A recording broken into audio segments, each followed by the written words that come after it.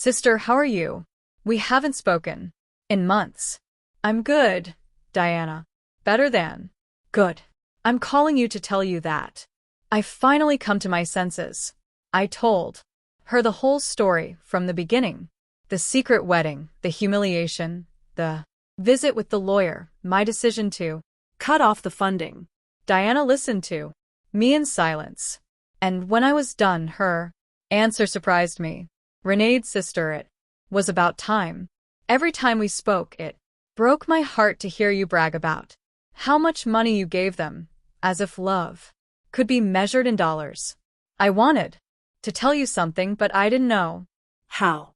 what did you want to tell me? That. Max never spoke lovingly about you when I saw him at family gatherings. It was. Always my mom helped me with this, or my mom bought me that, but never I miss my mom, or I love my mom. It was as if you were a service provider, not a person. Her words hurt, but it was a necessary Pain. like when a doctor cleans an infected wound. It hurts, but it's part of the healing. You know what else, Sai? Noticed? Diana continued. Lena always spoke about you in the future tense. When Renata is no longer here, we can remodel her house, or when we inherit, we will invest in the business. As if they We're waiting for you to die to really live. This revelation hit me like a bucket of ice water. They didn't just see me as an ATM. They saw me as a temporary obstacle between them and their money. While I was trying to make them happy, they were planning their future without me. After talking with Diana, I sat in my kitchen processing all this information. Years of marriage to a man who truly loved me. 35 years of raising my son alone after my husband's death, and 3 years of financing two adults who saw me as a $100,000 obstacle. The doorbell rang, and on the new cameras, I saw it was Ella Laner with a mug in her hands. I opened the door, and she handed me a fresh brewed coffee. I thought you might need some company after everything you told me yesterday, she said with that sincere smile I had already come to appreciate. We sat in my living room, and Eleanor told me more details from her own experience. My daughter said the exact same thing to me that Lena says to you. You're like a second mom to me. We're special too. you. Everything will be ours one day. Anyway, Those are rehearsed phrases, Mrs. Richter. They learned them from the Emotional Manipulation Handbook. Do you think such a handbook exists? I Asked half jokingly. Not officially, but it seems everyone reads from the same book. Chapter 1 is Make Her Feel Indispensable. Chapter 2 is Create Constant Financial Emergencies. Chapter 3 is When She Resists, Question Her Mental Health. we Laughed, but it was a bitter laugh. It Was both funny and tragic to recognize such predictable patterns in our own children's behavior. Did you ever feel guilty for cutting off the money? I Asked Eleanor. Every single day for the first 3 months, she answered honestly. But then I started to see the results.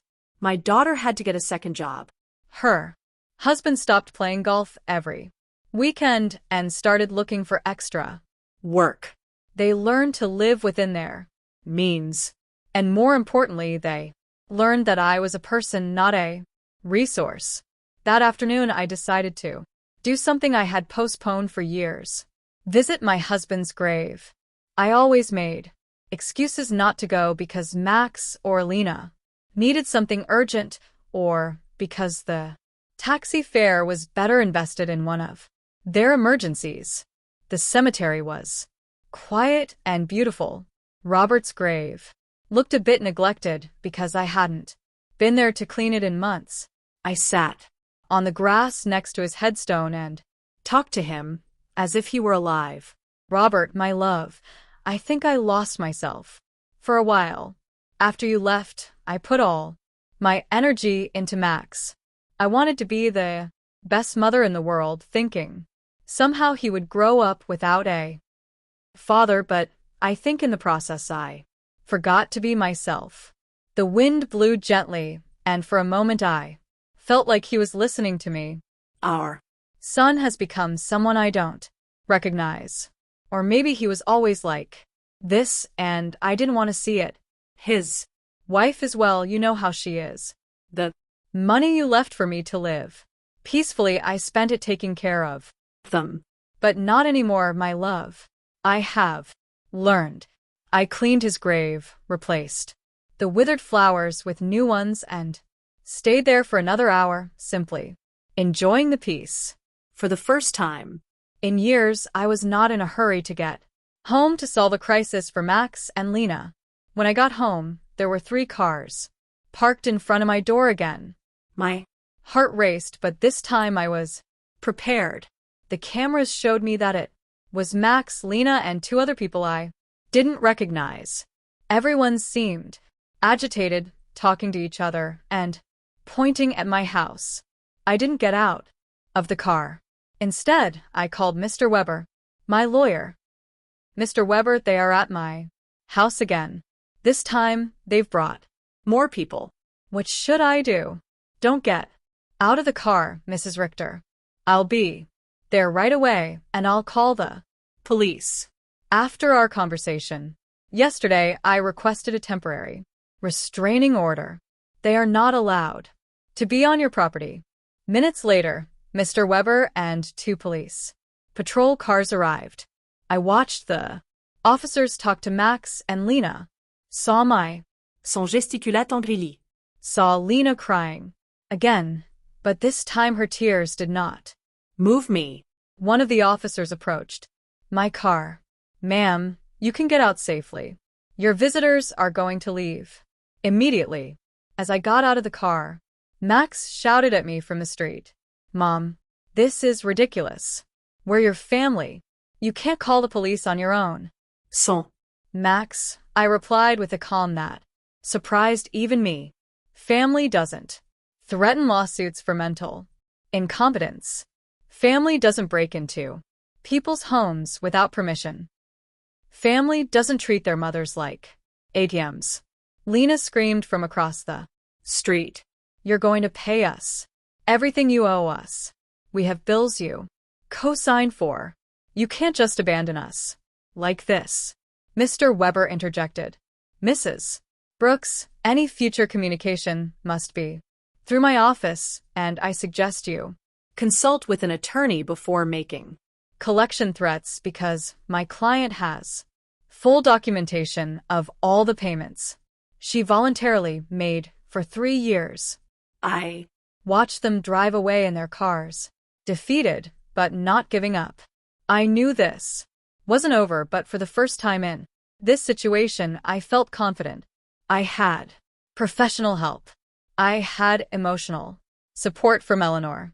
And more importantly, I had mental clarity about what was right and what was wrong. That Night, Eleanor invited me to her house for dinner. I met her daughter, who was visiting, and I was able to see with my own eyes what a healthy family relationship looked like. They spoke respectfully to each other, asked sincerely about each other's lives, and laughed together. The daughter didn't ask for money once the entire evening. I wanted that with Max too. I confessed to Eleanor after her daughter had left. And maybe you'll get it one day, she replied.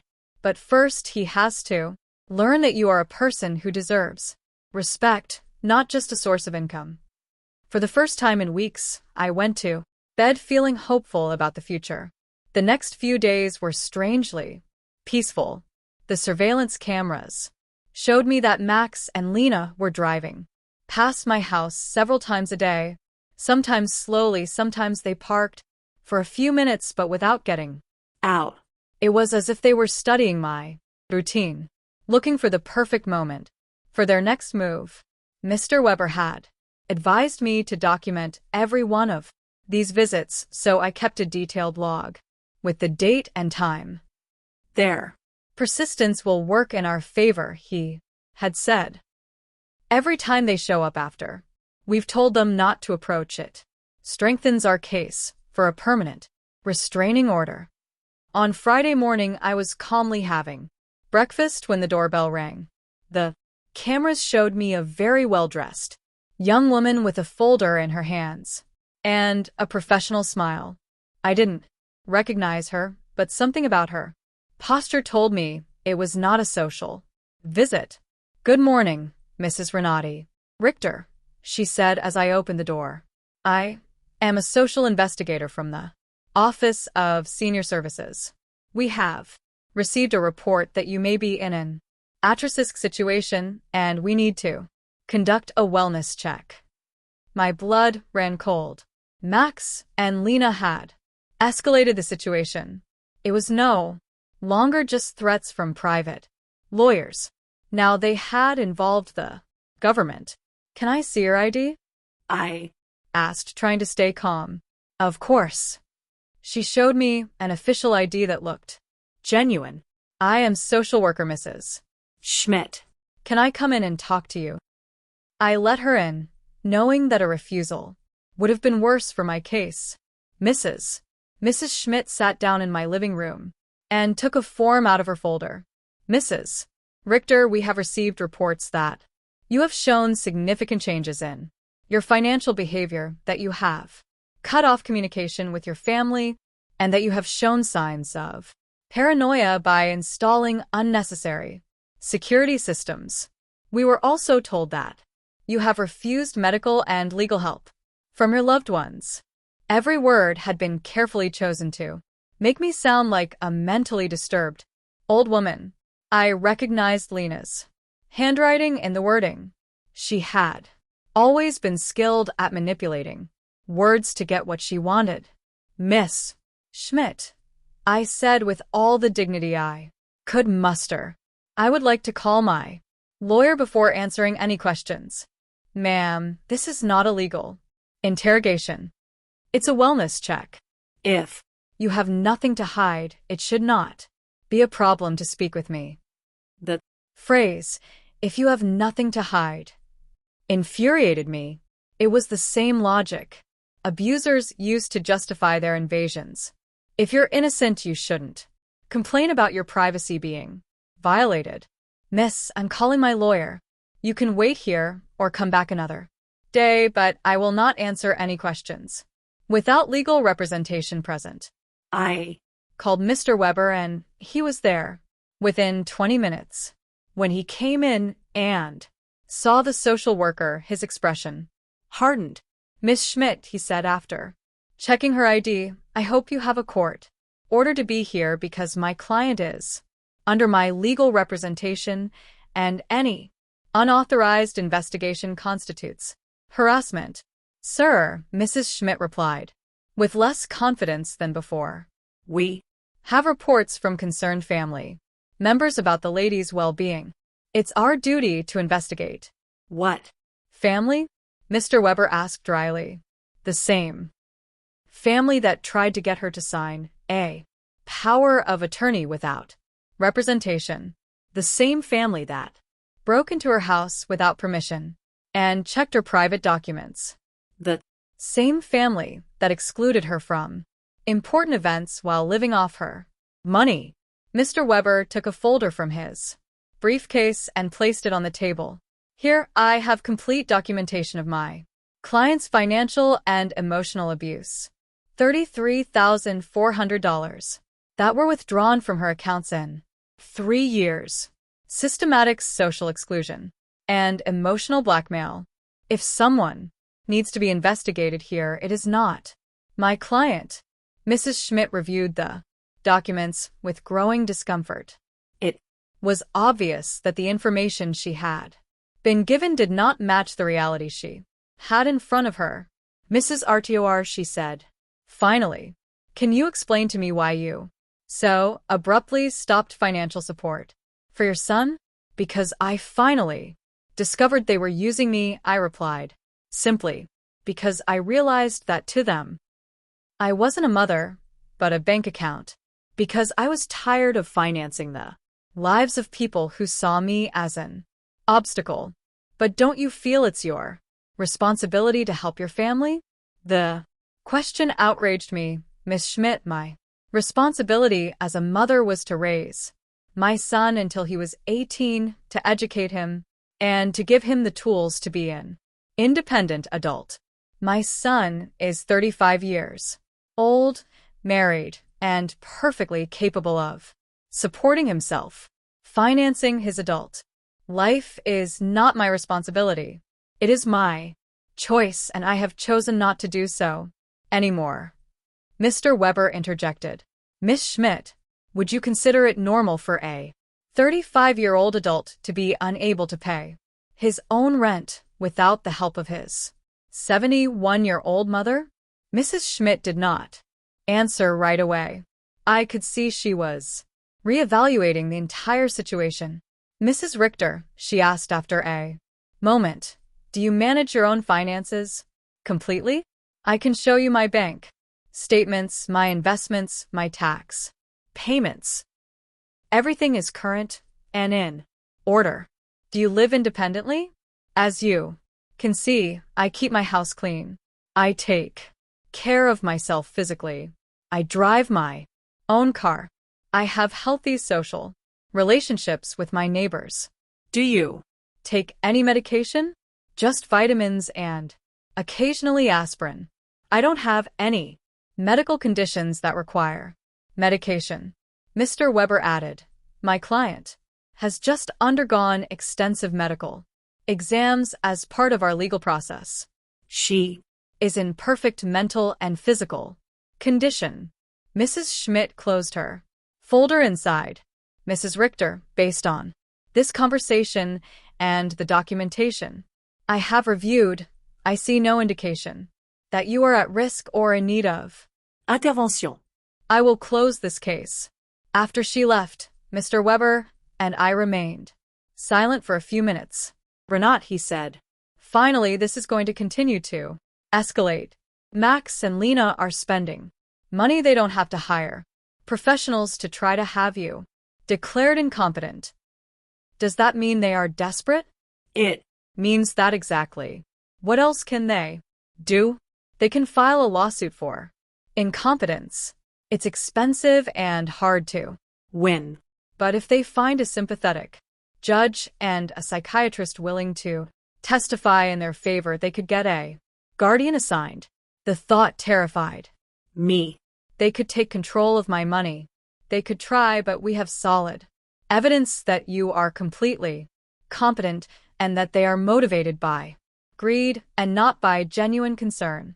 That afternoon, I called Diana to vent. Sister, she said after hearing my story, do you notice how far they are willing to go for money? They are risking family relationships, spending money on lawyers and doctors, destroying their own reputation, all to get access to your bank account again. Her words made me think. Max and Lena had completely revealed their true nature. There was no going back. There was no possibility of a genuine reconciliation. To them, I had never been a mother or a respected mother-in-law. I had always just been money on legs. This revelation, although painful, was also liberating. No longer had to wonder if I was making the right decision. I no longer had to feel guilty for protecting myself. They had proven for themselves that my emotional and physical well-being was less important to them than my money. That evening, Eleanor came to visit with a surprise. She had invited her friends from the garden club to meet me. Renata, she introduced me. These are my friends. Cynthia, who you already know from the salon, Maria, Carmen, and Alfreda. We have all been through similar situations with abusive family members. We spent the evening sharing stories. Maria had had to set boundaries with a brother who constantly asked her for money. Carmen had cut off her relationship with a daughter who only visited when she needed money. Alfreda had had to change her will after she found out her grandchildren considered her their retirement plan. What hurts me the most, I confessed, is not losing the money I gave them, but realizing that I never had the love I thought I had. Renee, Alfredus said with the wisdom of her 80 years, true love cannot be bought or sold. If you had to pay for it, it was never real. Her words were balm for my wounded soul. She was right. I had bought attention, not love. I had financed an illusion. You know what I've discovered?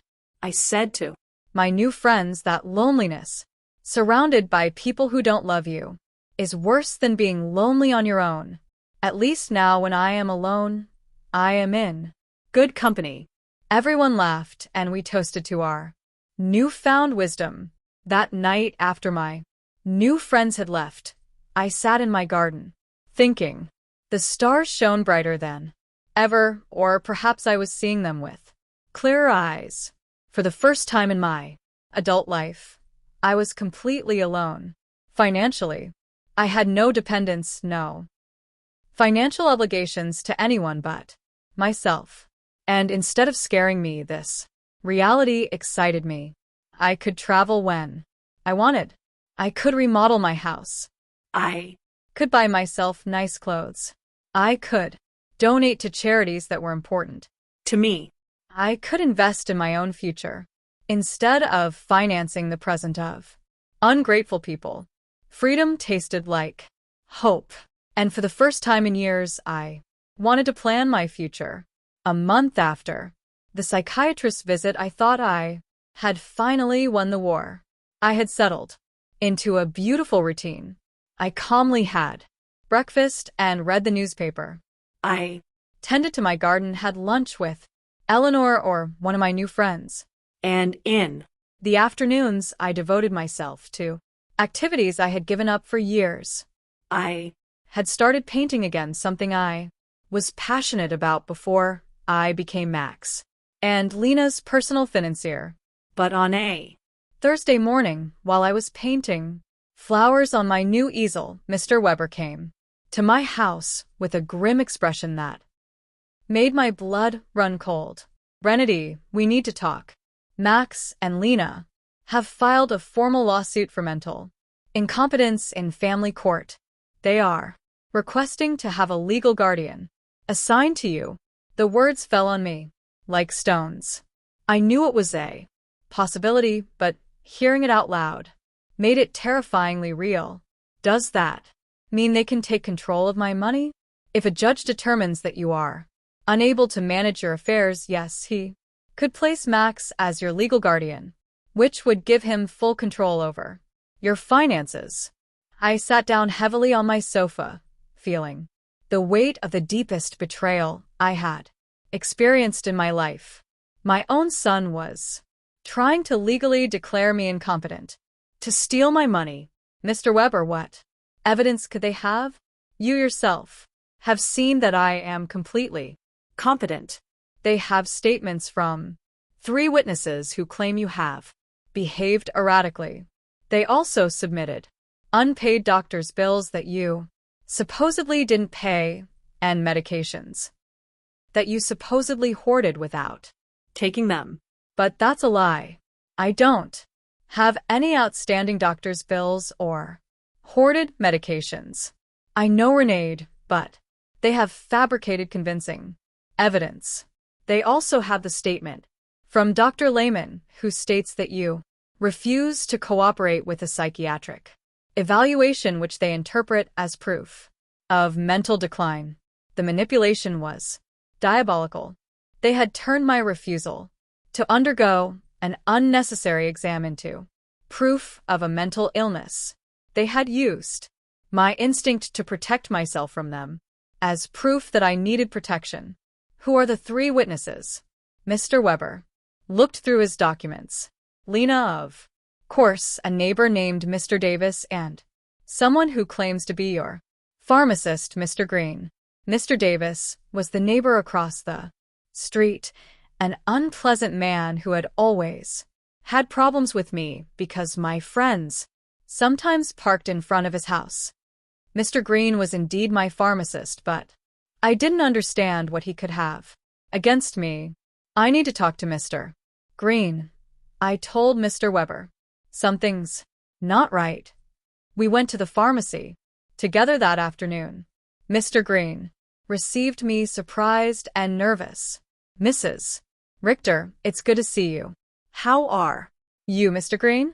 I was told you signed a statement saying I show erratic behavior with my medications. His face turned red as a tomato.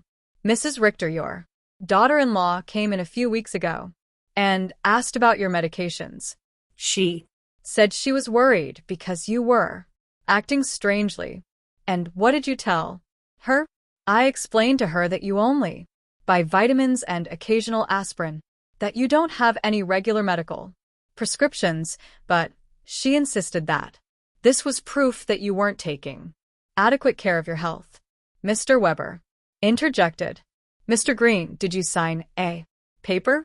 She brought a document that said, I was confirming that Mrs. Richter had irregular medication purchases. I Thought it was for her health insurance or something. I didn't know it was for a lawsuit. My own pharmacist had been tricked into signing something he didn't fully understand. Lena's manipulation knew no bounds. Mr. Green, I said, I need you to write a statement explaining exactly what happened and clarifying that I have no problems with medications. Of course, Mrs. Richter, I am terribly sorry for this misunderstanding. After the pharmacy, we went to confront Mr. Davis. When we knocked on his door, he received us with obvious hostility. What do you want, Mr. Davis? Mr. Weber said, I understand you signed a statement about my client's behavior. And you're right, I did. That woman is crazy. She's been acting strange for weeks. Can you be more specific about the behaviors you observed? Installing cameras as if she lived in a war zone, having strangers visit all the time, yelling at her family in the street. I Realized Mr. Davis had taken everything out of context.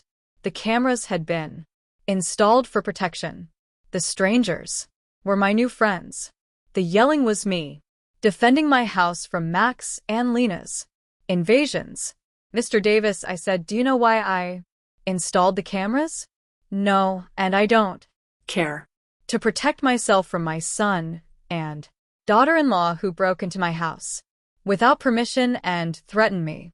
That's what a crazy person would say, he replied cruelly. There was no way to reason with him. His statement was based on superficial observations maliciously interpreted. That evening, Mr. Weber and I sat down to plan our defense. Renedy, we need our own psychiatric evaluation. I have a colleague, Dr. Moore, who is an expert in assessing mental capacity. She Can officially confirm that you are completely competent. What if Max and Lena have bribed the judge? What if none of this matters? Because they have already decided to declare me incompetent? Renade, the legal system is not perfect, but it's not completely corrupt either. We have solid evidence of your mental competence and their financial motivations. We're going to fight this. The next day, I went to my appointment with Dr. Moore. She was a woman in her 50s with kind but astute eyes. Mrs. Richter, I'm going to ask you a series of questions and tests to assess your mental capacity. take your time and Answer honestly. for 2 hours, she asked.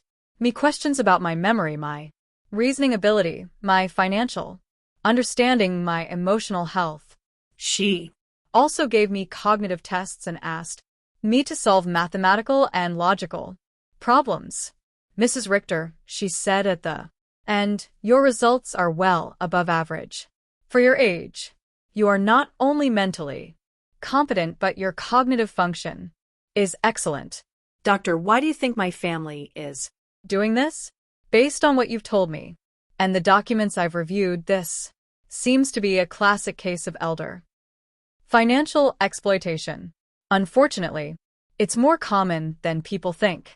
I Left the consultation feeling validated, but also sad. The professional Confirmation of my mental health was a relief, but it also confirmed that the lawsuit was real and necessary. That afternoon, Eleanor organized an emergency meeting with all our friends from the garden club. When I told them about the incompetence lawsuit, everyone was outraged. Renata Maria said, "We will testify in your favor. We have been with you for weeks, and anyone can see that you are doing great. Better than great." Cynthia added, "You are clearer and stronger than many 40-year-old women I know." Alfreda, with her 80-year-old wisdom, took my hands. "Renata, my dear, what your children are doing is nothing new. 4 generations, greedy children, have tried to declare their parents insane to get their money. But you have something many of these victims didn't Have documentation, legal support, and friends who can testify for you." Her words gave me hope. I was not alone in this fight. I had an army of strong women who had witnessed my transformation firsthand. "You know what the saddest thing about all this is?" I said, "that Max and Lena are willing to destroy any future possibility of reconciliation for money. Even if I were willing to forgive everything so far, there's no going back from this. And maybe that's for the best," Cynthia replied. "At least now you know exactly who they are, and you can act accordingly." That night, for the first time since this nightmare began, I really cried. Not out of sadness, but out of grief. I said my final goodbye to the son I thought I had, to the dream of a loving family, to the illusion that unconditional love was reciprocated. But something new also emerged within me. An iron determination not to let myself be stripped not only of my money, but also of my dignity and my freedom. The war had officially begun, but I was ready to fight. The trial came 3 weeks later. I woke up early, put on my best black suit, and looked at myself in the mirror with a determination I had never felt before. Today, not only my mental capacity would be judged, my dignity as a person, my right to live free from abuse, my value beyond my bank account, would be judged. Mr. Weber came at 7 in the morning to go over our strategy. Last time. "Renata, remember, the burden of proof is on them. They have to prove that you are incompetent. We just have to show that you are not. And what if the judge is already biased? Judge Miller has a reputation for being fair. I researched his past cases, and he doesn't automatically favor families. He is dedicated to protecting the rights of the elderly." We arrived at the courthouse at 9 o'clock in the morning. In the hallway, I saw Max in a new suit that he probably bought for the occasion, and Lena dressed in black, as if she were at a funeral. Maybe it was the funeral of our family relationship. When our eyes met, Max avoided my gaze, but Lena held my gaze with a coldness that confirmed that for her, this was just a business transaction. Their lawyer was an older, elegant man with the kind of confidence that comes from winning similar cases before. When he began his opening statement, his strategy was clear: to portray me as a confused old woman who had been manipulated by strangers to alienate me from my loving family. "Your Honor," he said in a solemn voice, "Mrs. Renedy Richter has shown a clear mental decline in recent months. She has cut off all financial support for her family without a rational explanation. She has installed unnecessary security systems due to paranoia and has isolated herself from her loved ones under the influence of neighbors and lawyers who are obviously taking advantage of her vulnerable situation." Every word had been carefully chosen to make my self-empowerment sound like dementia and my freedom sound like external manipulation. Then they called Their witnesses. Lena was the first to testify, and her performance was Oscar Worthy. She cried as she described how I had completely changed, how I had become hostile and paranoid, how I had isolated myself from the family that loved me. Your Honor, she said in a trembling Voice. Renata has always been like a second mom to me. Seeing her mental decline has been devastating. We just want to help her get the care she needs. Lies wrapped in convincing tears. When Mr. Weber cross-examined her, the cracks in her story began to become visible. Mrs. Schuster, can you tell the court when was the last time you called my client without asking for money? Lena stammered. Well, we always talked about many things. Can you give me a specific date? I don't remember exact dates. Is it true that you and your husband got married without inviting my client? It was a very small ceremony. Is it true that when my client asked about the wedding, you told her that you had only invited special people? Lena's face turned red. Those words were taken out of context. What would be the right context to tell your mother-in-law that she is not a special person? She couldn't answer convincingly. Muksh was next, seeing him on the witness stand, swearing to tell the truth while preparing to lie about my mental health, was one of the most painful moments of my life. This was the boy I had raised alone, the one I had dedicated my entire life to. My mom has always been very generous with us, he testified, but lately she has become erratic and irrational. We believe she is being manipulated by people who are taking advantage of her. When Mr. Weber cross-examined him, the mask fell completely.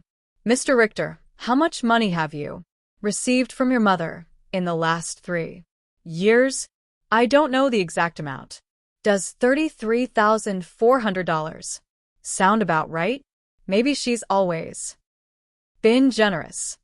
And how many times have you visited your mother without asking her for money? The silence was deafening.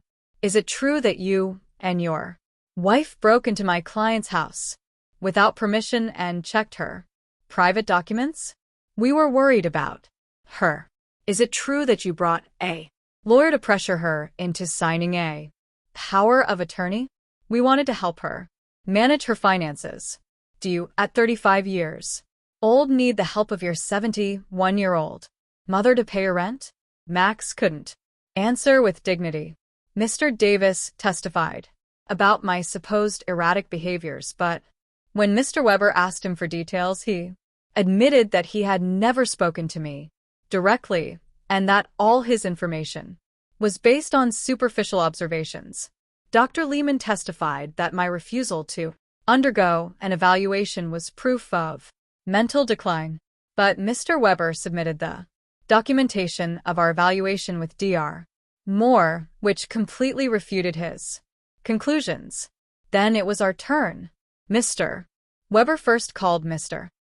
Green, my pharmacist, who explained how he had been tricked into signing a statement that distorted my medication buying habits. Dr. Moore testified about my excellent mental state and presented the results of the cognitive tests, which had been flawless. Mr. Summer from the hardware store testified about my mental competence and explained that my decisions to cancel automatic transfers were completely rational and had been processed correctly. Eleanor and my friends from the Garden Club testified about my clarity, my newfound vitality, and my ability to maintain healthy social relationships. Finally, it was my turn to testify. I stood up with dignity and walked to the witness stand, feeling the weight of 71 years of experience, of wisdom gained through pain, of strength discovered in adversity. Mr. Weber guided me through my testimony, letting me tell my whole story. The $33,400 spent in 3 years, the humiliation of being excluded from the wedding, the constant emotional manipulation, the violation of my privacy, the legal threats. Mrs. Richter, Mr. Weber finally asked, "Why did you decide to stop financial support for your son and daughter-in-law?" "Because I finally understood that what I was getting from them was not love," I replied in a clear, loud voice. "It was a commercial transaction disguised as a family relationship. My money was welcome, but I, as a person, was not." "Do you regret your decision?" "I only regret that it took me so long to make it." Max's lawyer tried to make me appear confused during his cross-examination, but I answered every one of his questions with clarity and precision. When he tried to imply that my new friendships had manipulated me, I explained to him that for the first time in years I had relationships based on mutual respect and not on financial interest. In his closing argument, Max's lawyer insisted that I was a victim of external manipulation. Mr. Weber's rebuttal was devastating. "Your Honor, what we have seen here is not the case of an incompetent old woman, but that of a woman who has finally found the strength to free herself from years of financial and emotional abuse." The plaintiffs have presented no real medical evidence of mental incompetence. What they have presented is frustration because their source of income has decided to exercise her legal and moral right to protect her own resources. Judge Miller retired to deliberate for 2 hours that felt like 2 years. When he came back, his expression was serious but clear. After reviewing all the evidence presented, he began, "It is obvious to this court that Mrs. Renee Richter is in full possession of her mental faculties. Professional psychiatric evaluations confirm her cognitive competence. Her financial decisions, as painful as they may be for her family, are completely rational and within her rights." My heart began to beat faster. Furthermore, the judge continued, "The evidence suggests that this lawsuit is motivated by financial interest rather than by genuine concern for Mrs. Richter's well-being. The court completely denies the request for guardianship. I had won. I had not only won the lawsuit, but also my freedom, my dignity, my right to live free from the abuse of those who supposedly loved me." When we left the courthouse, I saw Max and Lena talking angrily with their lawyer. Lena gave me a look of pure hatred before she walked away. Max Looked at me one last time, and for a second, I saw something that could have been regret, but it was already too late. That night, Ella Lehner organized a celebration at my house with all our friends. We toasted to justice, to freedom, to the sisterhood of strong women who support each other. "Renata," Alfreda told me, "today you didn't just win a trial. You won back your life." She was right. For the first time in years, the future was completely mine. I could travel. I could love. I could create. I could live without fear, without guilt, without manipulation. 3 months later, I sold my house and moved to a beautiful apartment near the city center. I donated half of my money to organizations that protect the elderly from family abuse. With the other half, I began to live the life I had always wanted. I traveled through Europe, took art classes, and joined volunteer groups. I never heard from Max And Lena again. I heard from others that they had to move to a smaller apartment, and that Lena had found a job for the first time in years. Perhaps the adversity would teach them what my generosity never could: the value of honest work and independence. Some nights, when I look at the stars from my new balcony, I think about the woman I was a year ago, fearful, manipulated, believing I had to buy love. That woman is dead, and in her place someone has been born who has understood a fundamental truth. True, love never has a price, and freedom is never too expensive. My name is Renity. I am 72 years old, and I have finally learned that the most important person I have to love and protect is myself. If you liked my Story, you can support me by making a donation so I can write more stories. Thank you in advance. And you, what would you do in this person's place? I would love to hear your opinion, so please share it with me in the comments. I'm Always curious about what you all think. And also, write me where you heard this story.